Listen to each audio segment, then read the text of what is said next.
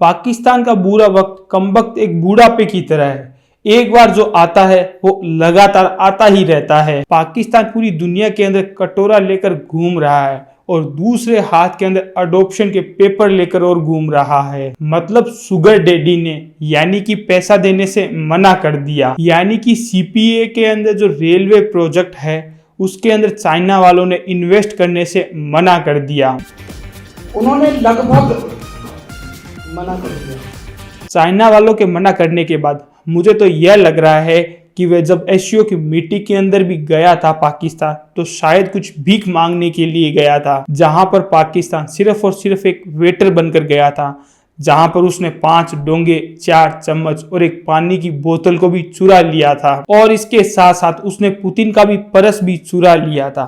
अब पाकिस्तान ने इस प्रोजेक्ट को पूरा करने के लिए हाथ में कटोरा लेकर एडीबी के पास गया, यानी एशियन डेवलपमेंट बैंक के पास $2 मिलियन की मांग की है ताकि मैं इस प्रोजेक्ट को पूरा कर सकूं, और साथ ही अपने हाथ के अंदर अडॉप्शन के पेपर लेकर घूम रहा है ताकि कोई भी देश इस आतंकवादी देश को पाल ले। कहाँ था तू अब तक बेटा?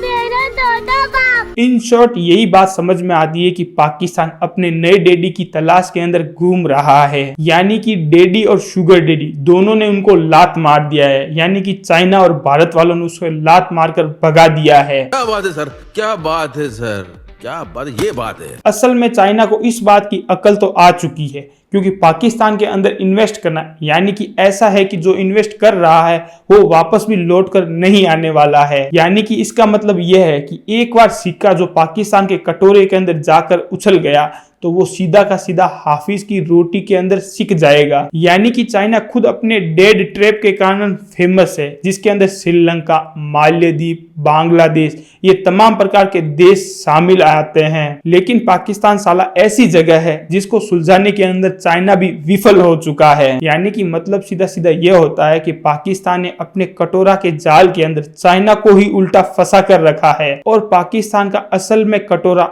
वन वे रोड का मसला है और यह मसला उसका सुलझने वाला भी नहीं है। एक बार के लिए तो कोई ब्लैक होल से कोई चीज वापस भी आ सकती है और बागी 4 के अंदर कोई भी स्टोरी देखी जा सकती है, लेकिन पाकिस्तान से कोई भी उम्मीद नहीं की जा सकती। और एक बार के लिए यह भी माना जा सकता है कि उस रात के दिन गाड़ी ड्राइवर ही चला रहा था। पाकिस्तान को दिया हुआ अपना खुद का पैसा वापस लेने के अंदर काफी दिक्कतें आती है।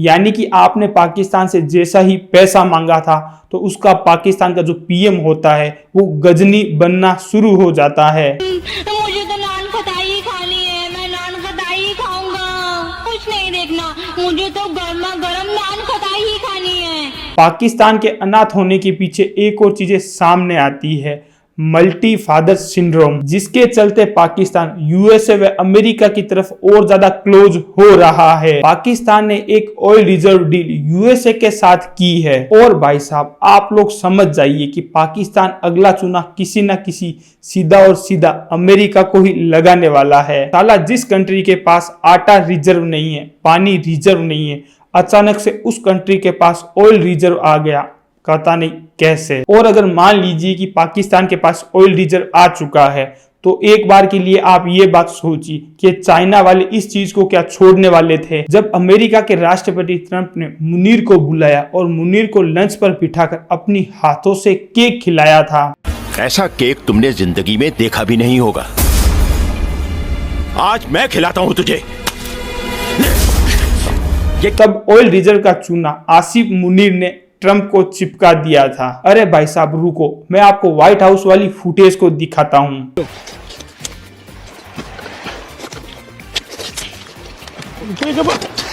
अब देखिए भाई साहब, पाकिस्तान तो अनाथ पहले से ही है ही। अगर आप उसको अडॉप्ट करना चाहते हैं या फिर उसके कोई नए बाप की तलाश के अंदर हैं, तो नीचे दिए गए एक लाल बटन को जरूर प्रेस कीजिए, क्योंकि उसको आप जैसे ही प्रेस करोगे तो आप लोगों का प्यार मुझ तक सीधा डायरेक्ट पहुंचेगा। और आप सब लोगों को न्यूज के अंदर ऐसे ही एंटरटेनमेंट वीडियो चाहिए तो प्लीज इस चैनल को लाइक, शेयर एंड फॉलो करना मत भूलें, और इसी तरीके से अपना प्यार बनाए रखिए। जय हिंद, जय भारत।